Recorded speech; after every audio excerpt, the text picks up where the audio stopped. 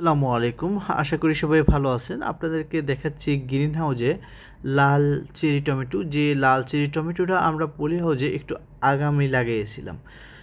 বলা চলে যে সেপ্টেম্বর অক্টোবরের দিকে আসলে আমরা এই সেপ্টেম্বরে আসলে চারাটা তৈরি করি এবং অক্টোবরের ফার্স্টে বা অক্টোবরে আমরা আসলে এই গাছগুলো পলি হাউজে লাগিয়ে দিই। তো সেই চেরি টমেটো পাকা শুরু করেছে। আর আপনারা জানেন যে বাজারে এখন চেরি টমেটোর দাম অনেক, প্রায় 500 টাকার মতো কেজি, মানে 400 থেকে 500 টাকার মতো কেজি।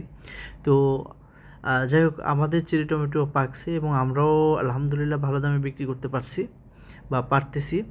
তো যদি আগাম এরকম টমেটো চাষ করতে চান, সেক্ষেত্রে পলি হাউস একটা গুরুত্বপূর্ণ ভূমিকা পালন করে। আর কারণ আমরা জানি যে টমেটো শীতের সময় আসলে খুব ভালো হয়।